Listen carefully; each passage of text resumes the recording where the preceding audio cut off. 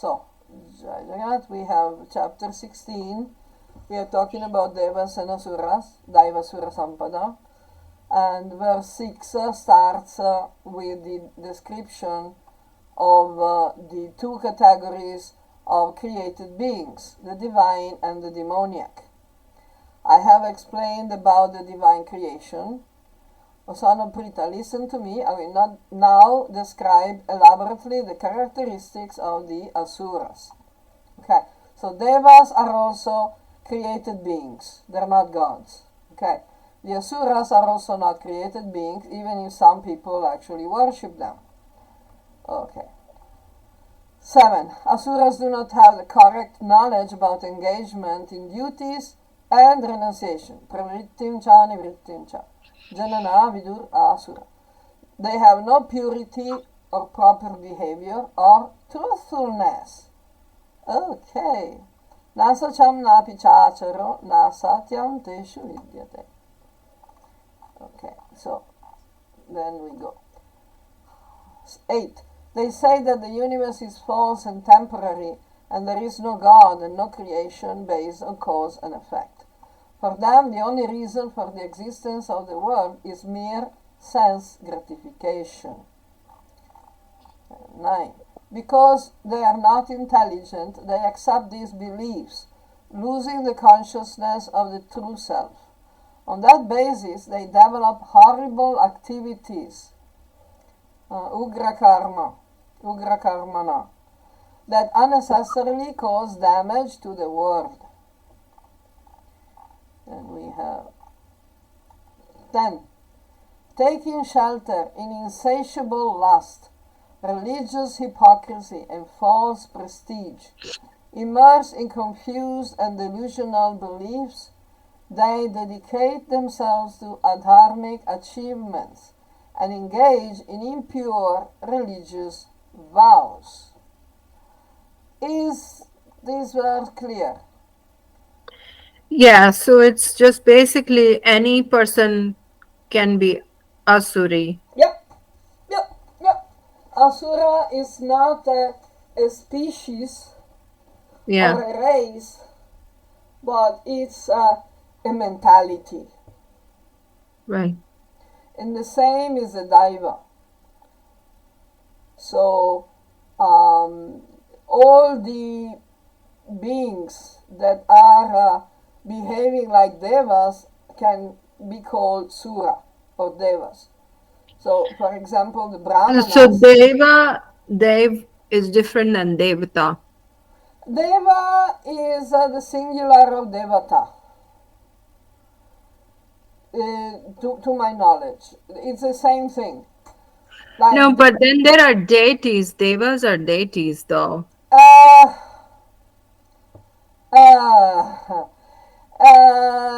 it's just like the asuras. You can say, for example, Naradeva. Naradeva is a divine human being, who has divine qualities. Okay. Like we have, Bhudeva. Bhudeva is a being that lives on earth, but has the mentality of a deva. Okay. So the Brahmanas are the devas of the earth, for example, among human beings. The Okay. king is a deva, a qualified king, of course, is a deva among society and so on. Of course, there are some categories of devas, different categories of devas. There are the 12 Adityas, the 11 Rudras, the 49 Maruts, the Ashwini Kumaras. These are all devas who are more directly engaged in the management of the universe. So they are devas in the sense that they have a particular type of body that is not limited like the human body. But deva is basically a mentality, it's not a type of body. So just like in the Rakshasas, we have personalities such as Prahlad or Vishwarupa, who was the Purohita of the asuras, the Rakshasas. Vishwarupa was killed by Indra, and that was, Indra got a lot of bad karma out of that. So it's not a deity. Deva is also applied to the Supreme Brahman, to Ishvara. Actually, Deva comes from Dev, which is light, splendor, radiance. So whatever is radiant, splendid, can be connected with the idea of Deva. So like when Krishna told Arjuna, know that everything that is splendid, that is beautiful, powerful, and everything is coming from a fragment of my splendor. So whatever is divine means splendid. Also the Gayatri mantra is referring to that. When we meditate on the sun, the radiance, the splendor of the sun, we meditate on the sun as the radiance of God, devasya, bhargo, tatsabitur varenyam bhargo devasya. The splendor of the sun light, sun rays, is the splendor of God, Deva. I don't know, is that clearer? Yes. Good. Also, because if you remember, Adi Shankar has established the Pancha Upasana, the Pancha Devata, which are Vishnu, Shiva, Shakti, Ganesh, and Surya. These are the actual deities for whom the Tantra text, the tantric texts of worship have been written. There is no Tantra for Indra, no Tantra for Agni, no Tantra for Vayu. Okay. There is only Tantra for Vishnu, Shiva, Shakti, and the two minor Tantras are for Ganesha and Surya. That all these are spiritual manifestations of the Supreme Brahman, of Ishvara. Mm-hmm. Surya is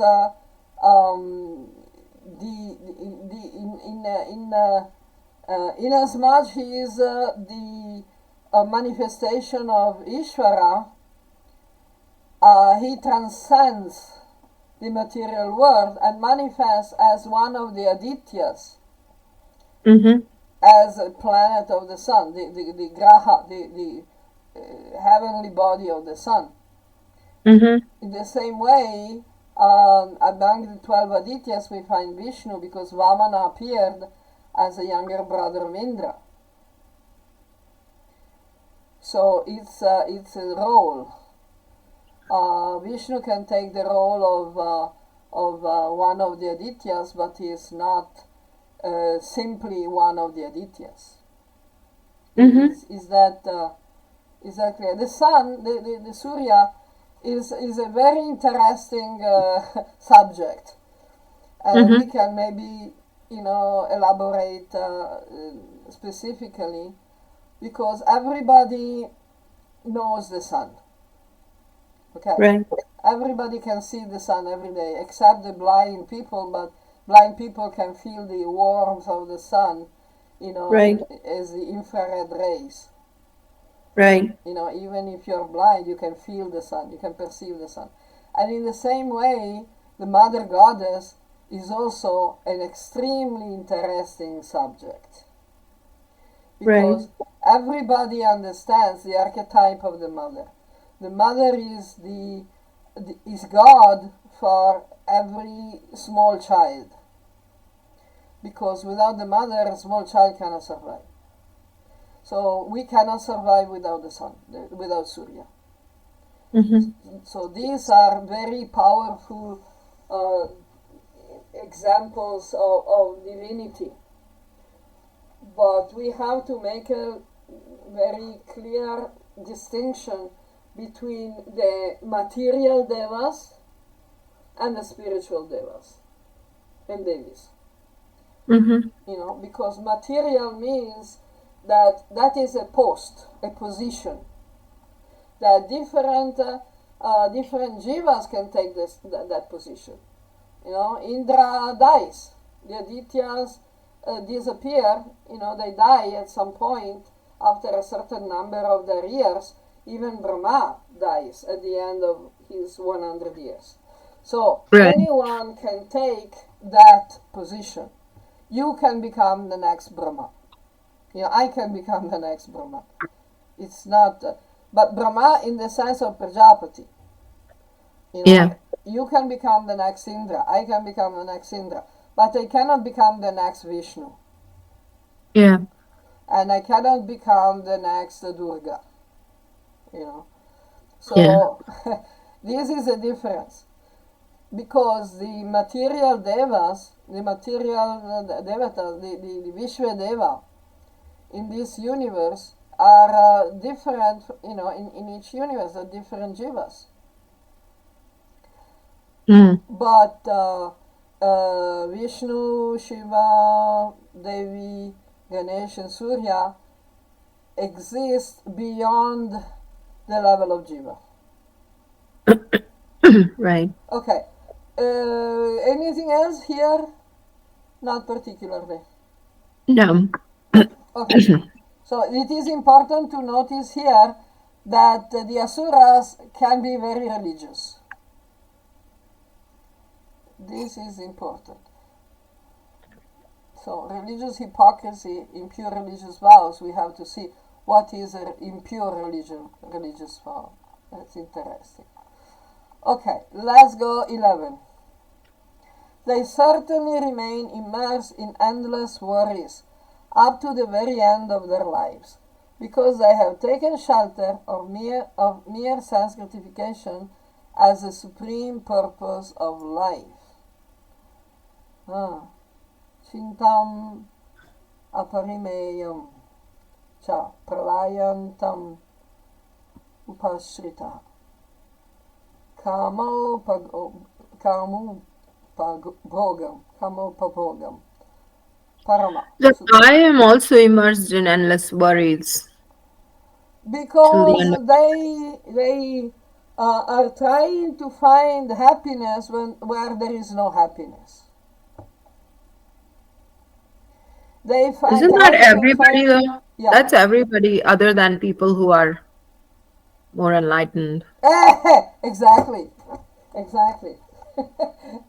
But the people who are less enlightened, but they don't do the other things that specifically asuras do.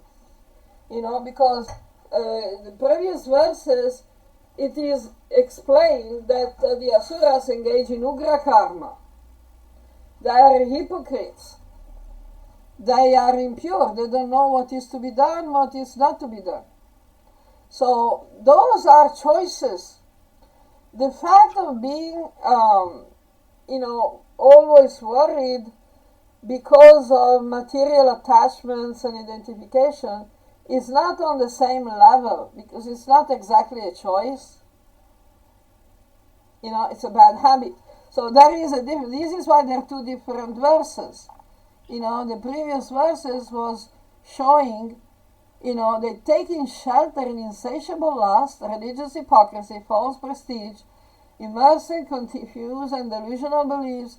They dedicate themselves to adharmic achievements and engage in impure religious vows. So these are the choices, and the next verse are the consequences of the choices. The consequence is they continually remain immersed in endless worries, because of course, lust is not going to give you happiness.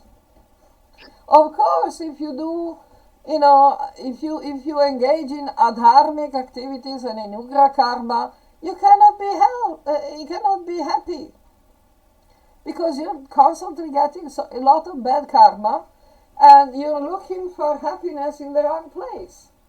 But that is because of the choices they made. The asura makes the choices are bringing this consequence. So as a consequence, they are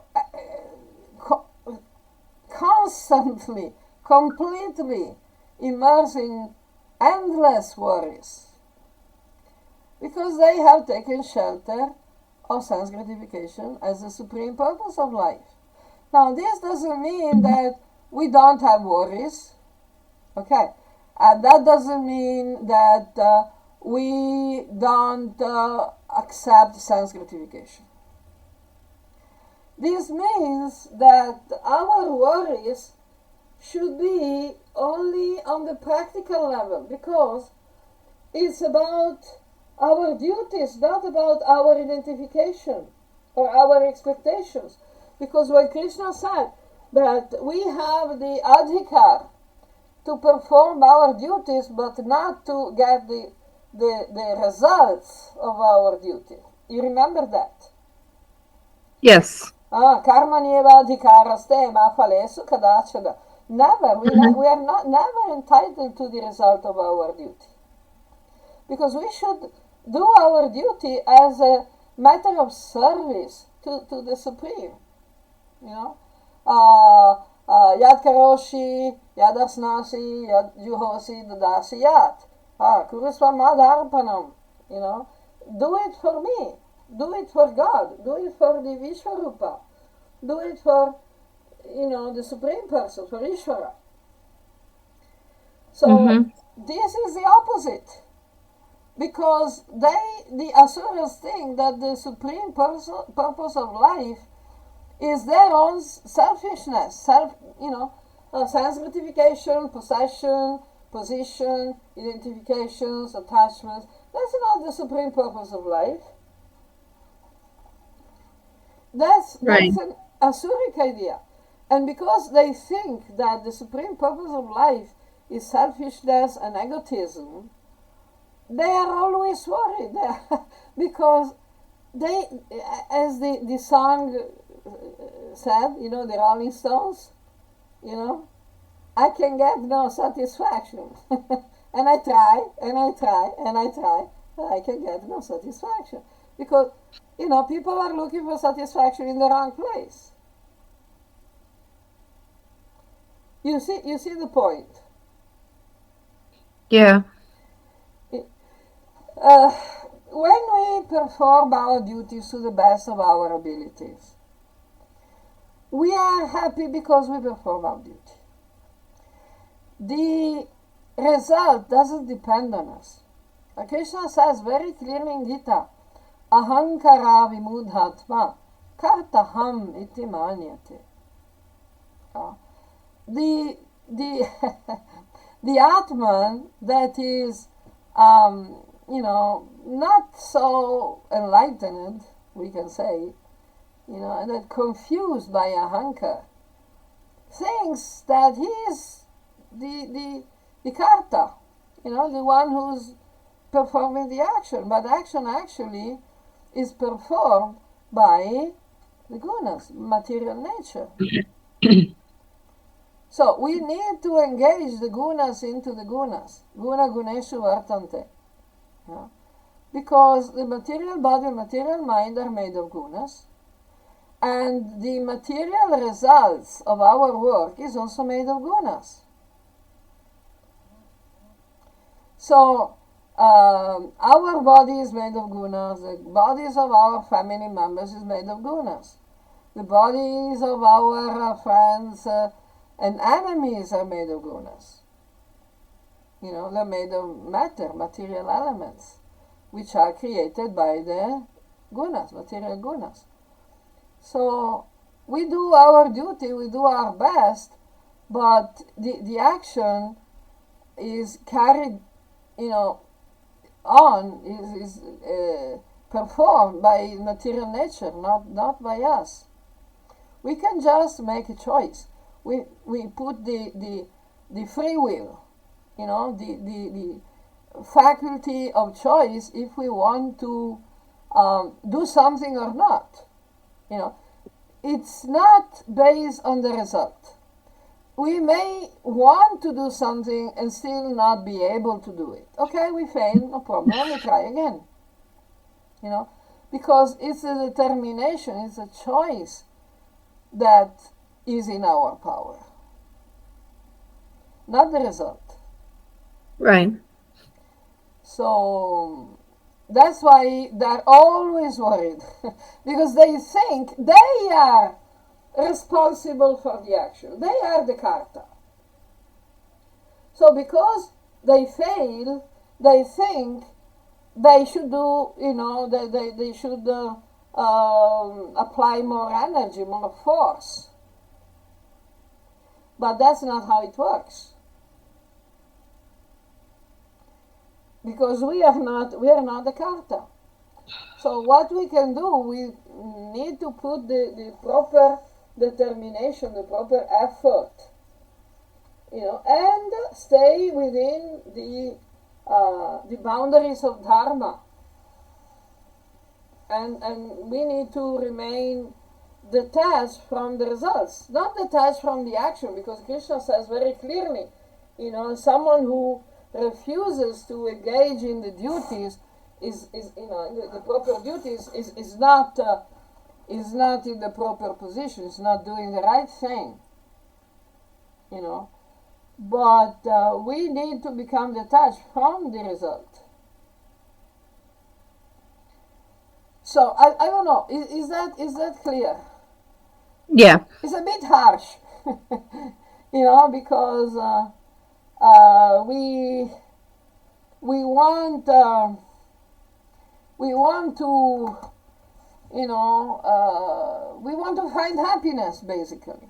We want to find the supreme purpose of life. But happiness and sense gratification are two different things. Because we know that we may roll in material pleasures and still not be happy. You see, people who have lot of money, lot of properties, positions, and everything, they end up committing suicide. Doing very stupid things. And because they're not happy. They always want more and more because they think, if I have more, I will be happy. But that's not the point. If you have more, you'll only get the pleasure. But you're not necessarily going to be happy. You see the difference? So, of course, we need some sense gratification. We need some pleasure. Because our bodies and mind need, to be supported, need to get, the proper food.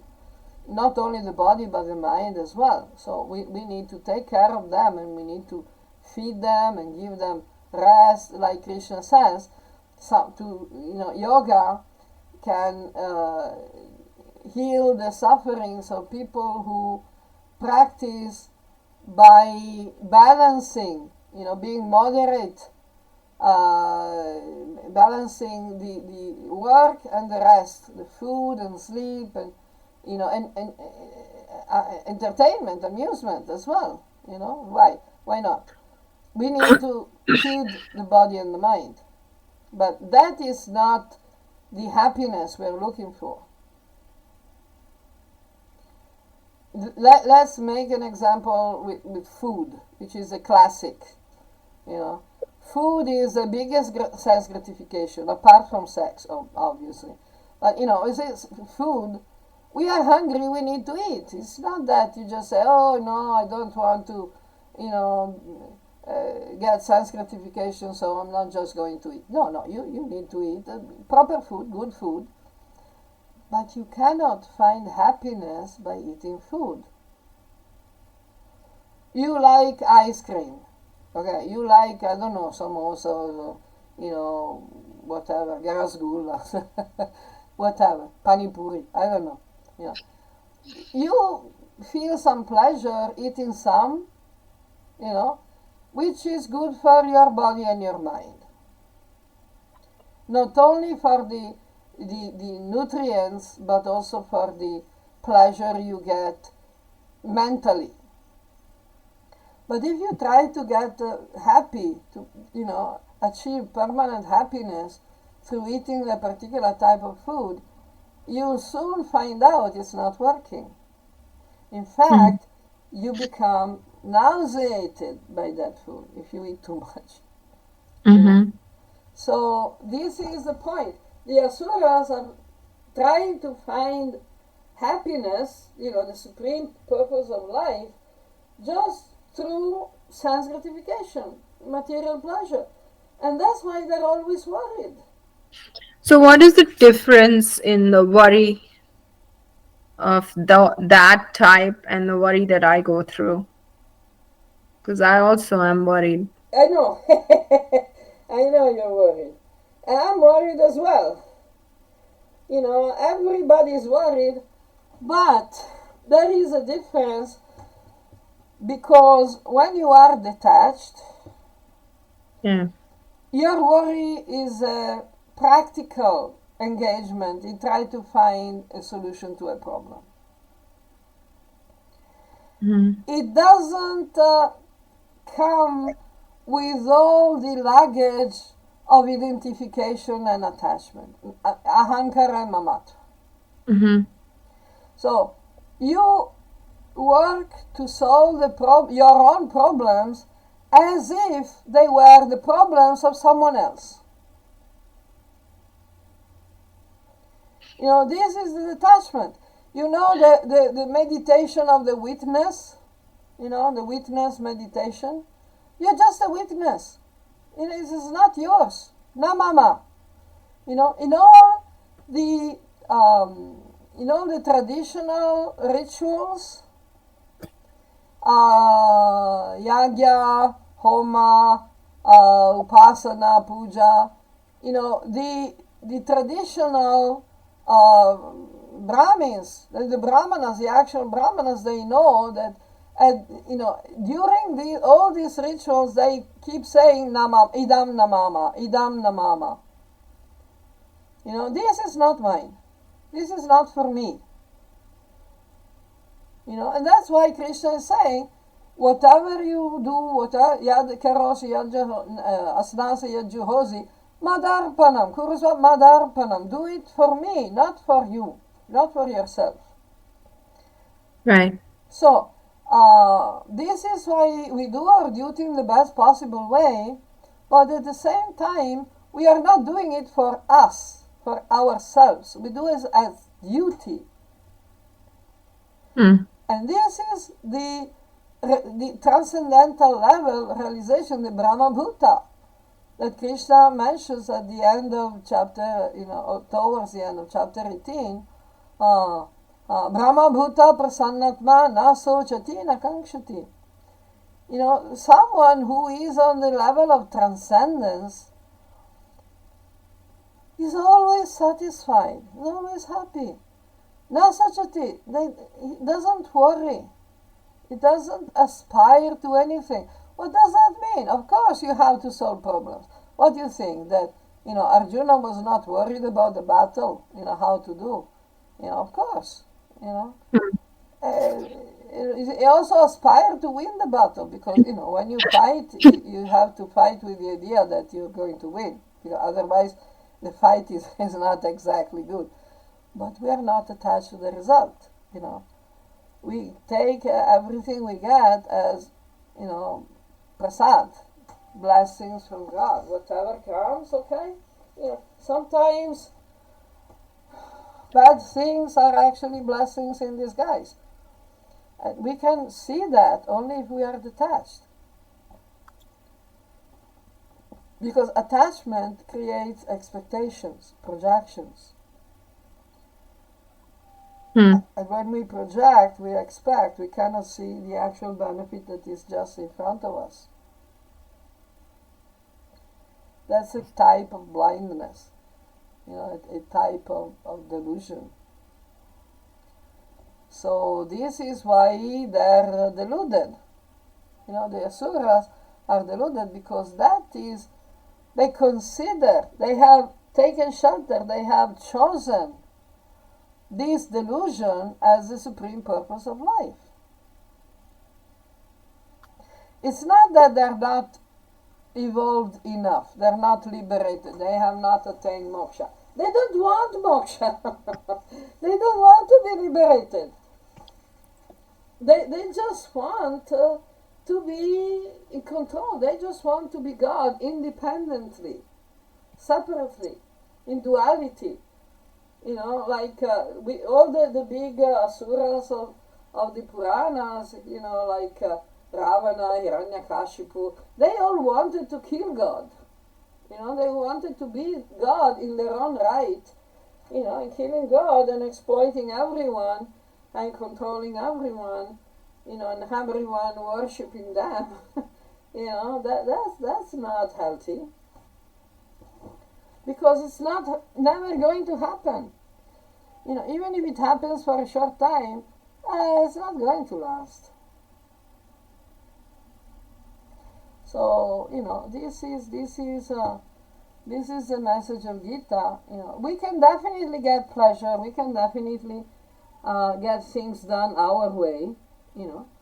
But with detachment, as if we should want to do things in the right way, not in our way, in the right way. What is the right way?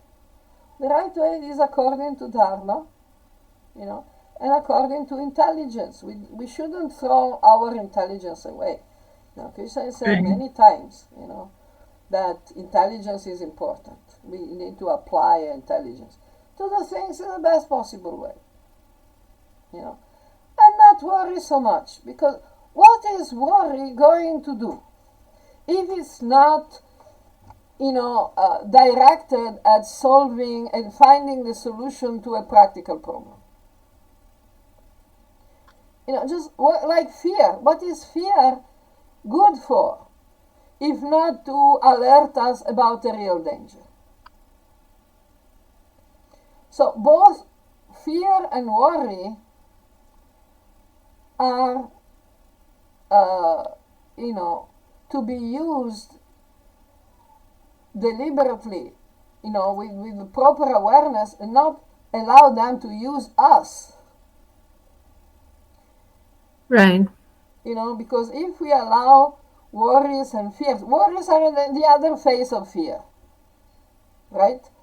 Because worry is basically the fear that things will not go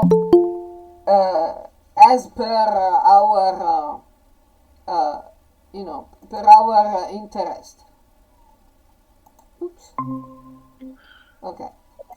Sorry, I got dropped out somehow. Yeah, it's okay. It happens. I heard the bling blong, so no problem. So I was saying that worries are practically the same thing as fear. Right. Because worry means that you are afraid that things are not going to pan out, to do whatever you want. Right? Right. So worry and fear is the same. What is the benefit of worry and fear? If not to, push you to find the actual practical solution to a problem. There is nothing. It's just distracting us. It's just confusing the mind, agitating the mind, and it makes things even more difficult, because when we cannot control our mind properly, how are we going to see things clearly and apply the proper solution to the problems? It becomes an obstacle. Worries and fears become obstacles rather than helping us achieve what we want. You see the problem?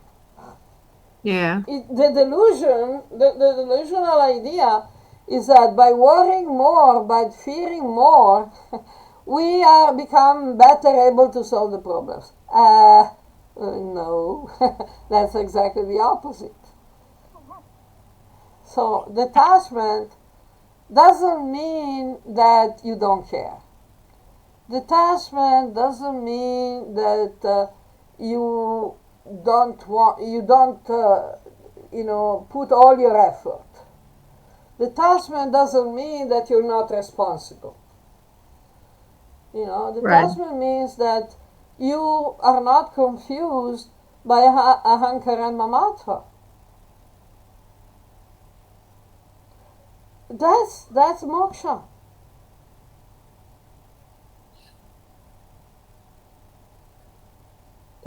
It's difficult because we are used to function in the opposite way, because they tell us that we have to invest ourselves in this, identification and attachments. The whole material society is pushing us towards ahankara and mamatva. But that's a material conditioning. That's not the reality. Yeah. Of course, it's a gradual thing. But now you understand why the asuras are described in this way. Yeah. But that's the important thing. And we go on, and we read Gita, and the teachings of Krishna will sink and keep us clean and purified. Okay, then we have 12. Bound by hundreds of ropes in the form of desires, always immersed in lust and anger, they strive to increase their desires, and for that purpose they adopt any means to accumulate wealth. So you see, it's not just having some attachments. The asuras are really dedicated to illusion. And because they want to be God. They want everything to happen as they want, as they desire. Okay, not happening. Okay, lust and anger. They go together. When lust is not satisfied, anger is created. Yeah. Lust is not love or material pleasure. Lust is the frenzy of possessing and enjoying and controlling. It's a different thing. Anyway. Asapasa satai vadha. Bound by hundreds, 100, ropes of wishes, desires, kama krodha parayana. Always focused on kama and krodha. Ihante, they desire. Kama bhogartam anyanyena. Artha sanchaya. Okay. That's okay. Then we go. 13. Today I have acquired all this, and I will get even more, as much as my mind desires. This wealth is mine, and it will increase more and more. Why do you need so much? You just need what your instruments for your work. What if somebody wants more wealth so that that person can give more away? Then you don't want more for yourself. These asuras, they want for themselves. They want to be the controllers. They don't want to be the instruments. If you want to get more in order to give to the, engage in the proper yagya, the proper causes, to give the proper recipients and for the proper reasons and works, then you are just the instrument. Like Krishna tells to Arjuna, Nimitta matra bhava savyasachin. Nimitta matra bhava savyasachin means just become the instrument. Of course, Arjuna wanted to win more, to defeat more warriors in the army of the Kauravas, but not because he was thinking, oh, I'm doing more for myself. Arjuna was fighting for dharma. So the more, hostile warriors he was defeating, the more he was an instrument to defend dharma, to uphold dharma. So if you want to get more so that you can do more good things for the service of God, for the service of the Virat Rupa, more good to the universe, then you are just an instrument. So being an instrument is okay. You can become, multi-billion whatever, It's not, this is not how much you have. It's about how much you think it's yours. That's the difference. It's a difference between having and being. You remember, in the 70s and 80s, there was a lot of, New Age philosophy, like being is more important than having. Right? But Right. being what? If you think that you are a billionaire, a very powerful person, a very rich, wealthy person, that's not better than having. If you want to be, if you prefer to be a more evolved person, a more conscious person, a more spiritually developed person, that's okay, that's better than having, But if you have things and you